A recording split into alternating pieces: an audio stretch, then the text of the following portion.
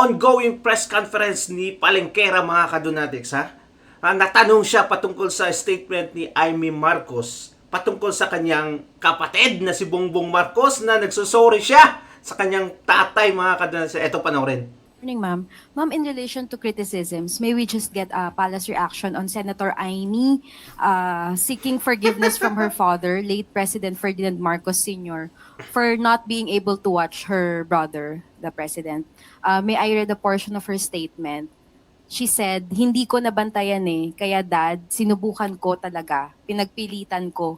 Nayayamot na nga sa akin si Bongbong, alam ko naman, pero hindi ko talaga kinaya." Okay, ano kayo masabi? Okay, mas maganda po siguro mahimay natin ang mga bawat salita ni Senator Amy Marcos. Ito naman ay para sa para malaman din ng taong bayan ano nga ba ang totoo. Ang sabi niya ay hindi nabantayan. Sino kaya talaga ang hindi nabantayan ng magulang at sino ba talaga ang hindi nabantayan ang kapatid? Unang-una po, ang Pangulo, hindi po ito nagbumura, hindi ito nagme-meltdown lalo na sa publiko, at hindi po ito nagbabanta sa buhay ni Numan. Ang Pangulo po ay nakasama na. Ay nako, hindi talaga makakalimutan yung mga Duterte. Pati si Inday ngayon dito mga kadunatics nakasama pati si Inday mga kadunatics. Pero yun naman na pasama na dito.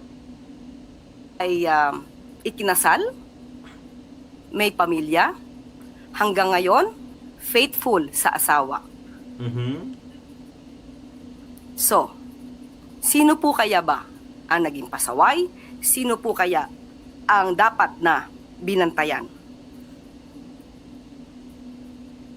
Ang paghingi ng patawad, yung pang hindi pagbabantay sa kanyang kapatid, o ang paninira ng kapatid sa publiko?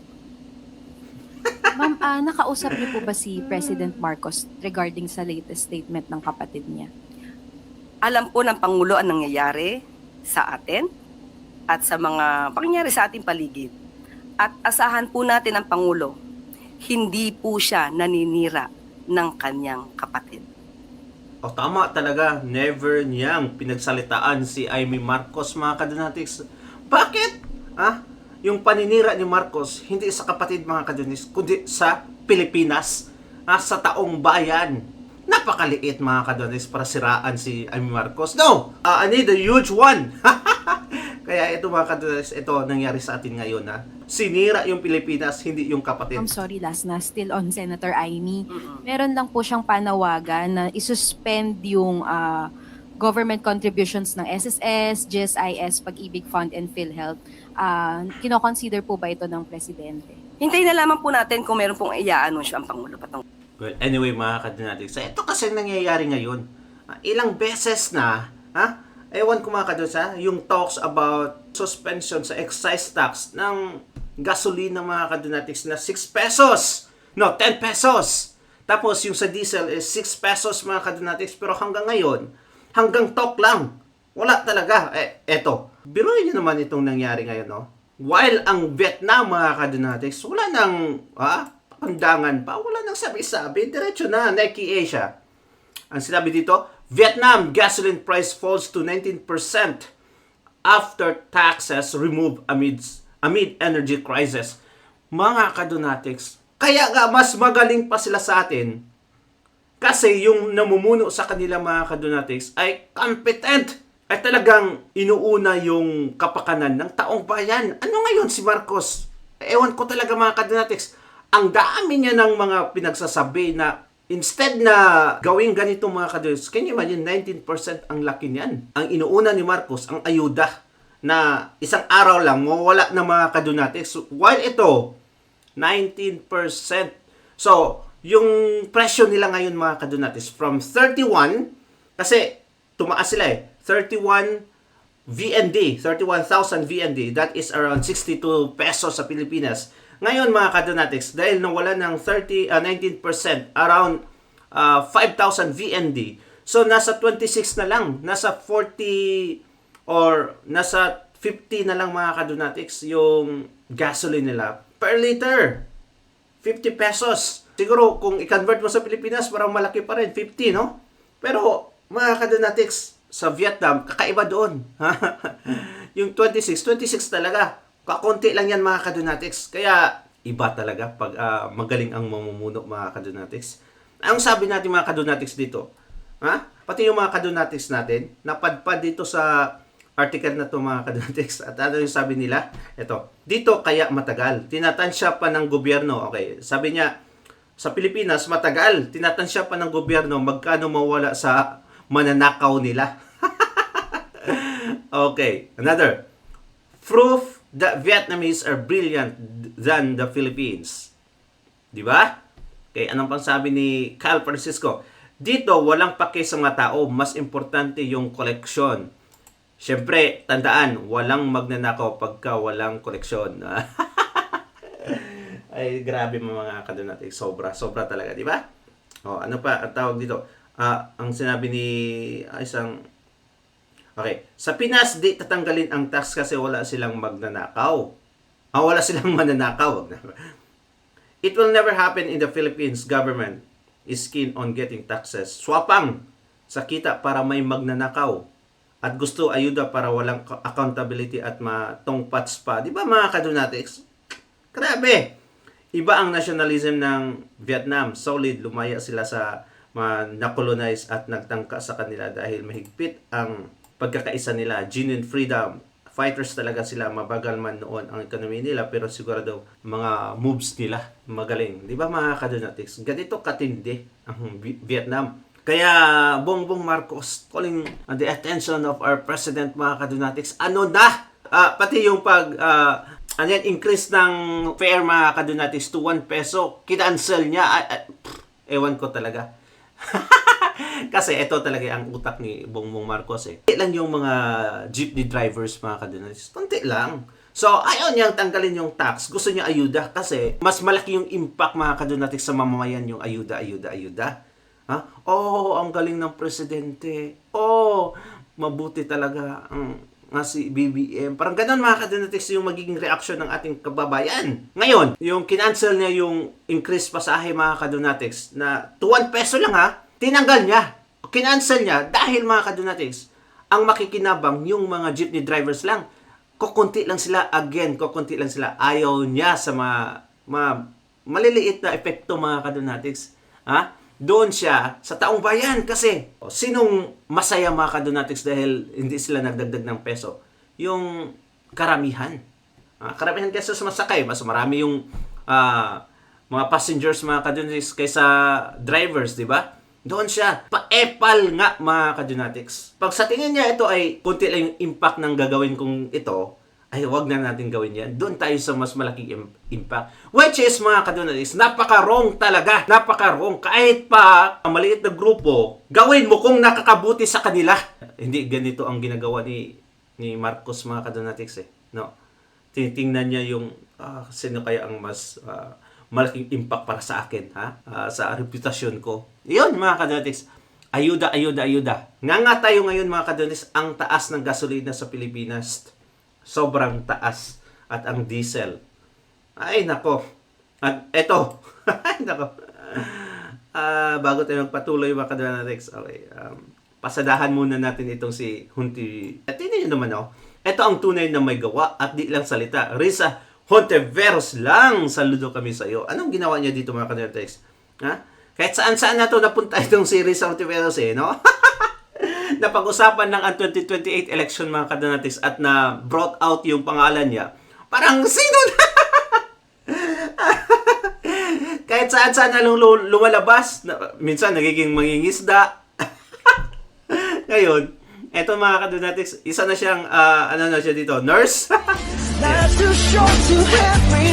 Binibigay mo! May pabi na! May pabi namin pa kayo. Kung nandidiri ka, alam ko nandidiri ka eh. Wow talaga. Ay, nako, ito si Risa Hontiveros mga kadonatics. Kakaiba talaga yung amats niya. Ito, sabi natin kababayan dito. Bakit noong una hindi niya ginagawa yan? Bakit ngayon? Ano ang mayroon? Di ba mga kadonatics? Ano ang meron? Mga kadonatics, ilang taon ka na sa Senado, pero bakit ito? Napangalanan ka lang na pwede kang tatakbong presidente. Ngayon, sobrang plastic talaga nitong si Rizal pero sobra, grabe. Hindi na mabenta yung ganyang style, di ba? Ulo, pinaniwala ka dyan ngayon lang yan, ungas. Kung totoong may gawa, kahit walang video camera, gawin niya. Yan, at ibang netizen ang mag-post ng mga magagawa niya, di ba? Actually, nako, parang sa kanya pala to. Kanyang page pala to mga kadonatics. Siyempre, delikado na siya sa election, kaya nagpapakabait ko, no? Kakaya talagang galawang dilawan mga kadonatics. Sobrang obvious yung mga ginagawa nila na pati si Isko Moreno mga kadonatics may palibreng sakay na din. Eto, pakinggan natin. Simula ngayong Lunes, sasagutin ng Manila Local Government Unit ang kita ng mga jeepney driver para makapagbigay ng libreng sakay sa commuters. Bahagi ito ng Manila Executive Order No. 14 na layong tulungan ang transport sector dahil sa mataas na presyo ng produktong petrolyo. Nasa 1,400 na tsuper ng jeepney ang target bigyan ng 3,000 piso kada araw para makatulong sa kanilang daily operation.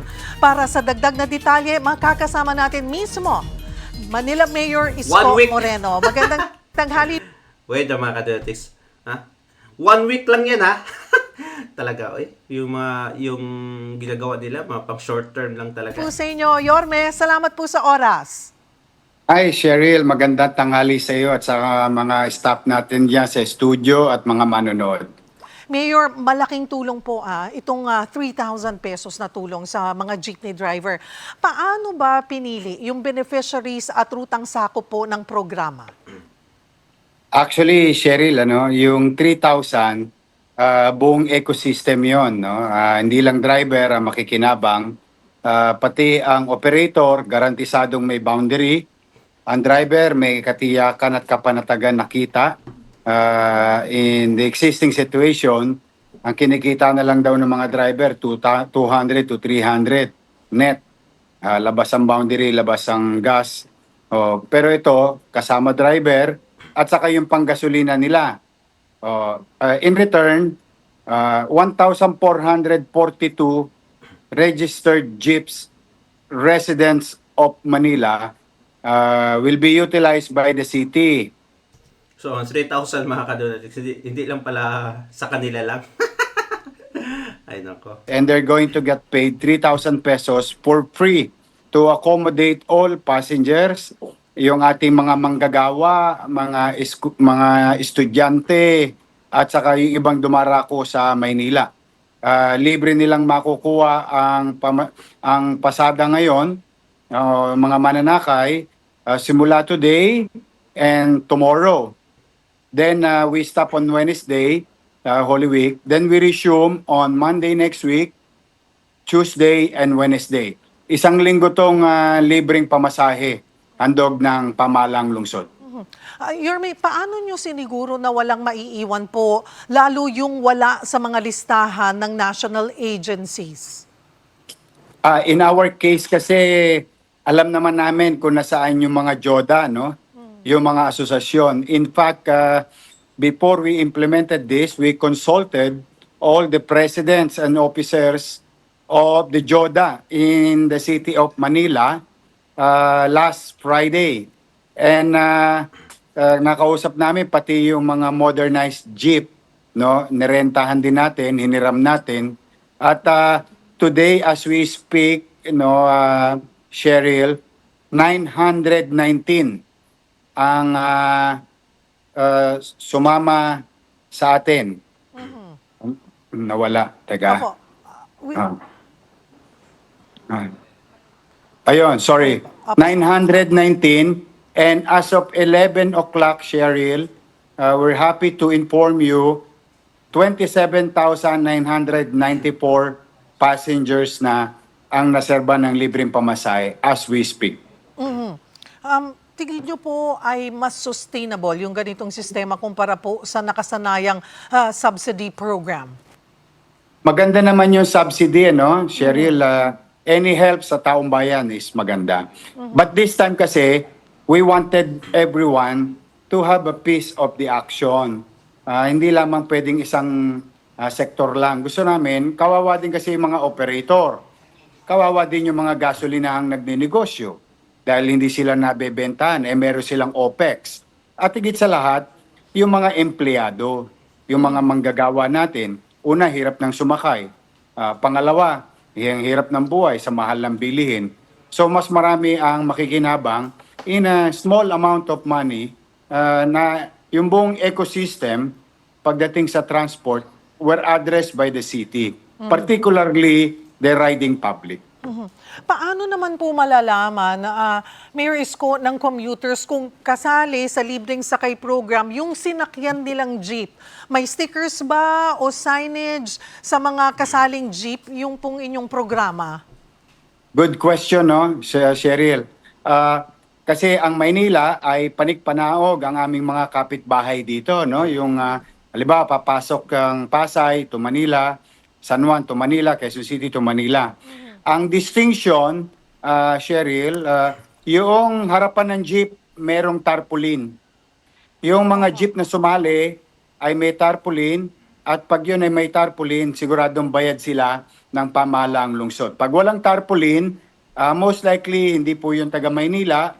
Pangalawa, hindi po sila kasali. But generally, lahat ng jeep operator and drivers located in Manila sumali. I think about 80% of them so far as we speak.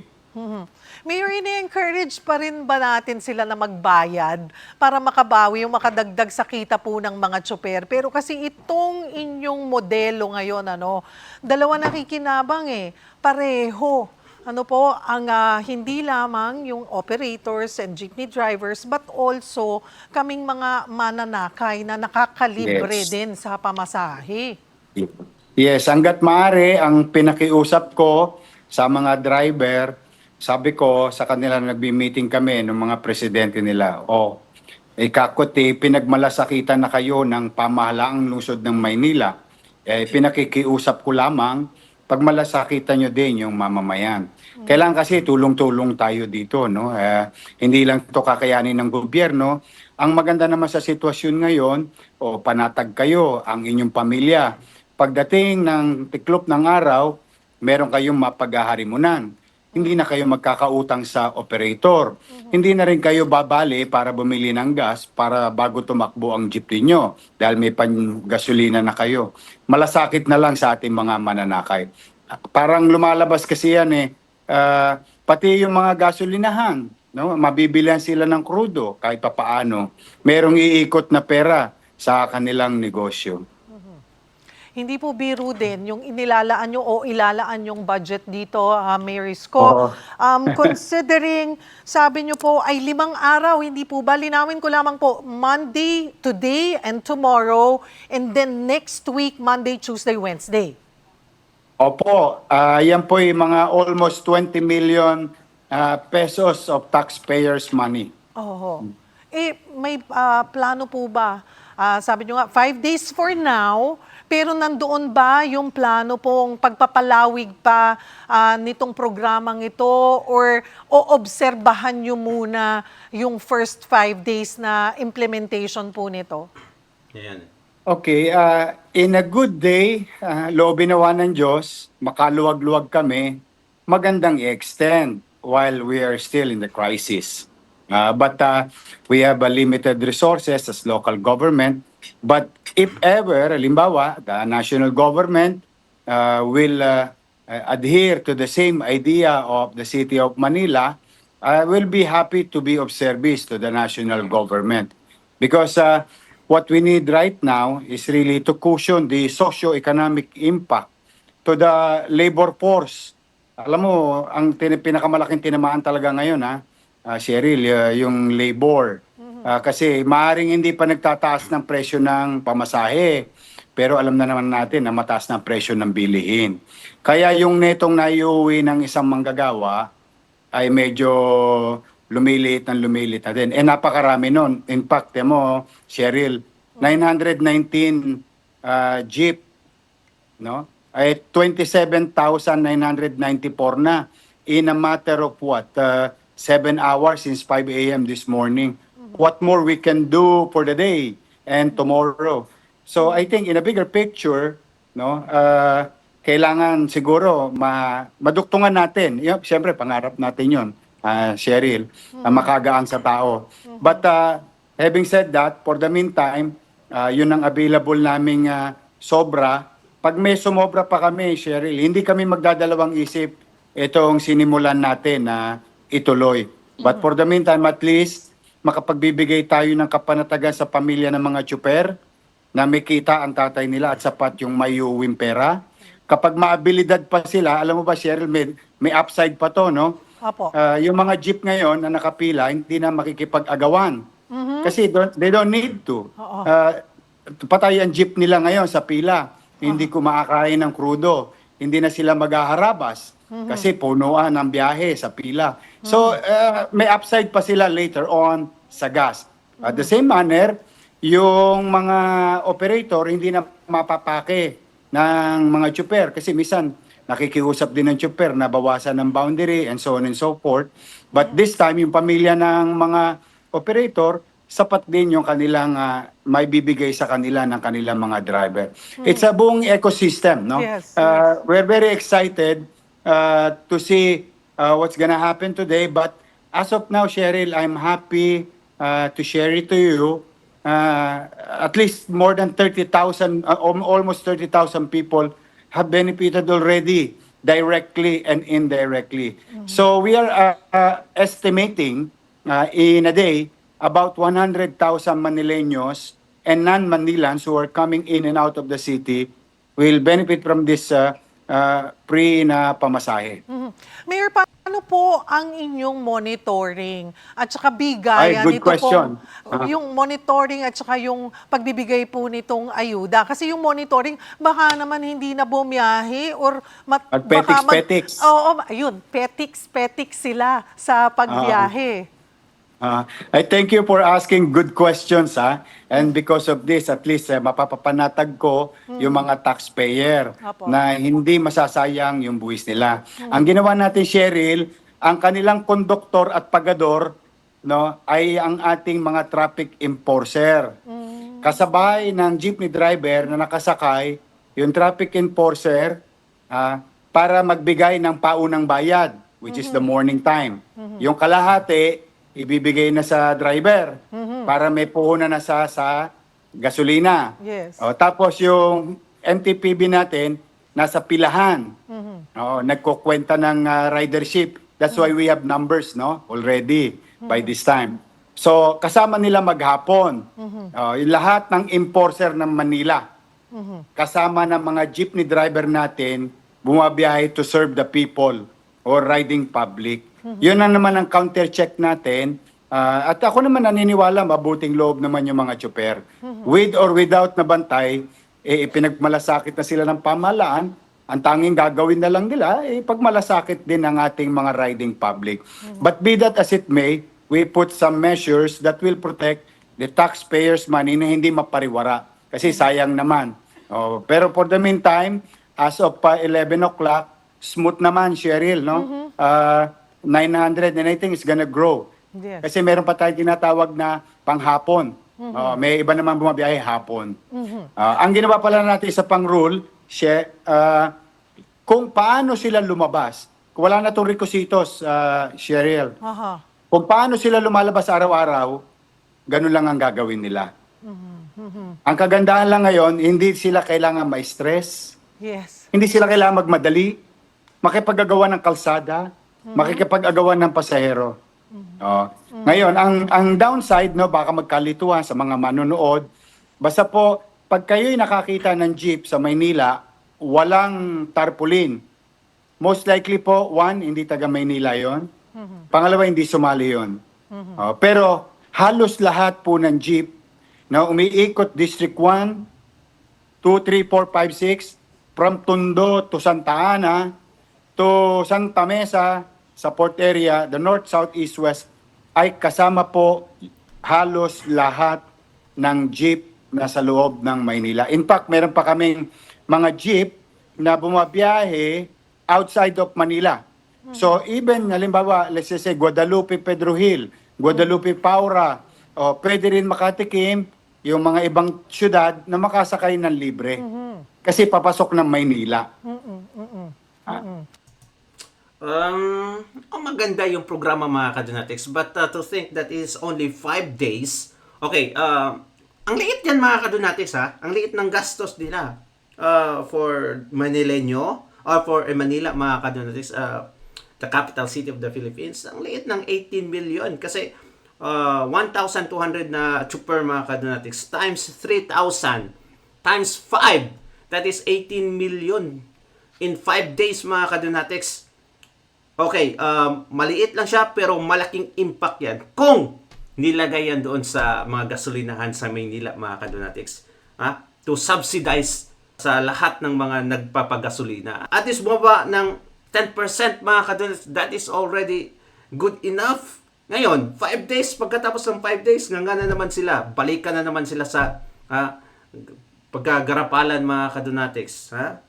Agaw-agaw na naman ng pasahero. Ang una talagang natamaan dito mga kadonatics, hindi lang yung mga tsuper, pati yung lahat ng mga taong nagpapagasolina, lahat ng taong may vehicle mga kadonatics. So, why not subsidize ang gasolina mga kadonatics? Ang mga pasahero, hindi masyadong natamaan dito kasi hindi naman nag-increase ng pamasahe mga kadonatics. Di ba?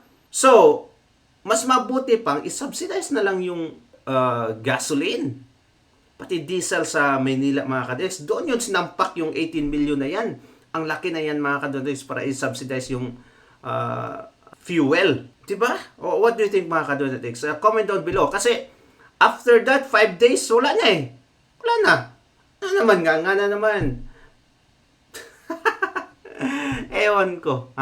Kasi yung mga solusyon nila is napaka-short term lang talaga. Napaka-short mga kadonatics. They wouldn't even think of what happened after that. Hindi nga sinabi ni Mayor Isko dito na i-extend eh. Kasi malaki daw yung gastos nila. 18 million, maliit lang yan. Tapos galing pa sa tax ng taong bayan. Wala ba kayong sponsored galing sa national? Ay, nako mga kadonatics. What do you think? Kasi pag subsidize kasi lahat ng mga nagmumotorsiklo, lahat ng mga delivery boys, mga kadonatics, grab driver, ay makakabenepisyo, hindi lang chuper. Di ba mga kadonatics, yung iba dyan, sumasakay na lang sa jeep dahil may mga kotse pa yung iba siguro dyan, may mga motor. Dahil mahal yung gasolina. Wala eh. May siguro bigyan ng konting tulong ang mga chuper, tapos the rest mga kadonatics subsidized sa gasolina.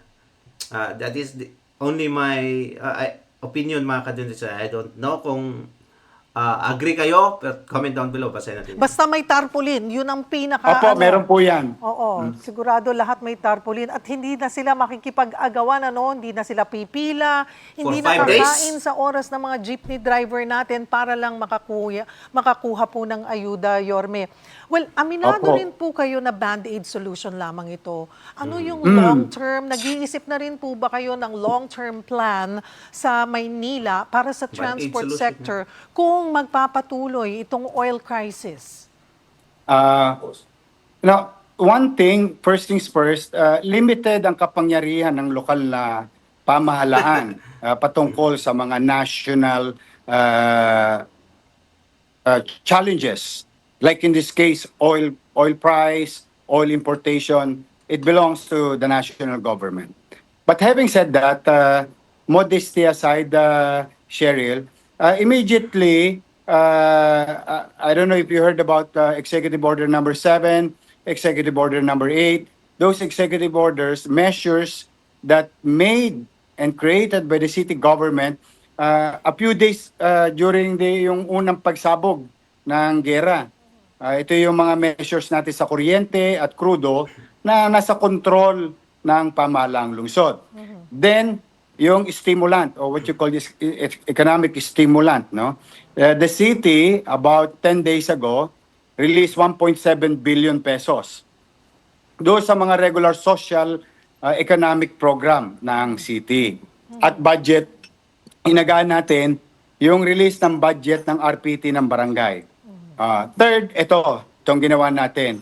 Fourth, Cheryl, si President Bongbong Marcos, about before the war, no, already gave LGU of soft funds or LGSF, local government support funds, no.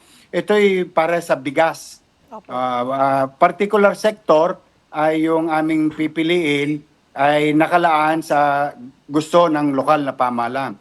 This will give social relief again sa Manila, about 74,000 families. And this is amounting to 286 million na binigay ng Office of the President and Executive Secretary. Ito itatakbo sa 6 na buwan. No? 6 months to na 10 kilong bigas na bigay ng Presidente. So these are the things now that are measures. Economic stimulant, social relief, and this type of job and income opportunity. May trabaho pa rin ng driver, may dignidad siya, na yung iuwi niyang pera ay pinagtrabahuhan niya. Yung operator panatag, and so on and so forth. Now, Kumusta? Parang walang impact yung mga pinagsasabi ni Mayor Isko, no? Kaya nga may ganito silang programa mga Kadunatics. Kasi yung pinagsasabi niya, before pa pala sa programa na libreng sakay. So it means, walang impact yun. Kaya nga naglibreng sakay kasi. Sobra. Well, anyway, I really don't know mga Kadunatics. Walang yung clear ba, vivid na plano ahead of time. Like in the future, kung anong mangyayari sa mga tsuper, sa gasolina. Ay, nako. Wala eh. those are the measures, I think, in our own little way as local government unit. On other things, I think it belongs to the discretion and policy making and ideas of the national government. But we, as local government, continue to align ourselves to the effort of the national government. Kung saan ba ang direksyon natin, hanggat maaari kami nakikisabay na rin para mas malakas, mas ginhawa sa tao kapag pare-pareho ang effort. Wala talaga yung long-term na solution. Mayor Isko, kayo ang unang nag-implement ng ganitong klaseng modelo na sa LGU, ano po? Is this something na you'd encourage po yung mga kapwa nyo mayor or maybe mga ibang LGU na baka gusto nilang tolaran kung ano po yung 5 ginagawa days? ngayon ng inyong local government unit dyan po sa Maynila. Though, siguro aminado tayo na hindi kakayanin ito lahat lahat po ng LGU. Depende po yan sa budget. Kayo lang po nagsabi din na naglaan talaga kayo ng 20 million and at this point, ang kaya pa lang ay 5 days. But you think this is a good model na mas mararamdaman kasi it's been almost a month and I'm sure ang mga taong bayan talagang lagi na lang naririnig sa balita, tataas, pero yung sweldo hindi tumataas. Pero ito agad na ramdam, hindi lang ng mga ng transport sector, but ng yung Manggagawa. ng mga manggagawa rin po. Yeah, well, siyempre may kanya-kanyang idea, no? Ang pamamaraan, lalo na yung mga mayayamang lungsod. Pwede nilang gumawa ng ibang paraan. But ito kasi ang kagandahan dito sa idea na to, directly kasi tatama sa tao eh. Mararamdaman kagad ng tao sa pang-araw-araw, no? Yung makatitipid ka ng 30 balikan or 45 araw-araw, malaking bagay yun sa isang manggagawa, no? Dahil at 695 nakakain ka pa, and so on and so forth. But we'll be happy to share. Of course, if, for example, 17 cities in Metro Manila, except for one municipality, yung Pateros, 16 cities will do the same. I think yung Metro Manila makakaramdam ng kagaangan. Kahit pa paano, mababawasan o maibsan yung pang-araw-araw nilang iniintindi. Ako ba'y papasok? Meron bang jeep na available? That's one. Two, ako'y papasok sa trabaho. Meron ba akong pamasahe? No. Pero kung ito, halimbawa, siguradong may babiyahe. Kasi nakakaawa yung nangyari doon sa Commonwealth, ano? Nakita mo yung mga utaw, gustong-gusto nang umuwi, pagod na, hirap na, willing na sila magbayad ng pamasahe pero walang bumiyahe. But you cannot blame also the transport crew kasi yung neto nila panipis na ng panipis. Kaya I think this guarantee, no, type or some level of guarantee to the jeep owner, driver, at may panggas, I think magkakaroon ng level of peace of mind across community, across demographics, no, sa atin. And of course, kahit papaano, alam mo, pag nakakreate ka ng certainty, medyo papanatag ang tao, Cheryl. But if they're gonna do it, we'll be happy to share the idea. Anyway, tulong-tulong naman tayo, Cheryl, kailangan. Kailangan. Kaya nga kahit hindi taga Maynila, basta sasakay sa amin, inisip na namin, hindi, pag malasakit na natin yung mga nagtatrabaho sa loob ng Maynila, kahit hindi taga Maynila, walang pipiliin. Alam mo naman. Oo. Alam mo, pipiliin pa nyo. Ay, nako. Di talaga ako convinced mga kadinatics. Kasi 5 days, anong 5 days? Isang tulog lang. Ang dali ng oras ngayon mga kadinatics. Pagkatapos nyan, wala na. Balik na naman sa normal. Kasi walang long term. Now, nung tinanong siya about sa long term mga kadinatics, I'm not hating Isko Moreno ha. Pero wala. Wala talagang yung mas klaro na sagot. Kaya, 5 days, I would not recommend it to other cities mga kadonatics. Kasi probably mas may maganda pa silang programa doon, di ba? Tapos ilagom lahat ang jeep para wala nang requisitos. So these are the things, parang whole nation approach, private sectors maybe, pwede ring tumulong dito. National, local government in sync together, common action, one direction, confronting this crisis and hoping that this crisis matapos na sa lalong madaling panahon. Yes, Mayor. Mayor, isingit ko na rin po yung naging paghahanda po ninyo para matiyak na payapa at ligtas din itong paggunita po ng papasok. Ito nga pong Holy Week na. Anyway mga kadonatics ano sa tingin nyo mga kadonatics? Okay ba? Maganda ba yung ginawa ni Mayor Isko for 5 days na libreng sakay mga kadonatics? At may allowance itong mga chuper. Kasi as we all know, ay tatlo ang makikinabang dito mga kadonatics. Hindi lang yung chuper, yung 3,000 na yan. Siguro ang mauwi na ng chuper mga kadonatics everyday, maybe around 1,000. Di ba? Around 1,000 mga kadonatics. Kulang pa din yan. Tapos 5 days lang 5 days. The way Isko describing mga kadonatics sa programa na yan, parang for the whole year Napakaganda yung pinagsasabi niya. Well, anyway, maganda nga naman mga kadonatics. Pero maganda kung extension, di ba? Pero comment down below. Babasahin natin yan mga kadonatics. Don't forget to subscribe and like this video. Thank you so much. God bless you mga kadonatics. Bye-bye.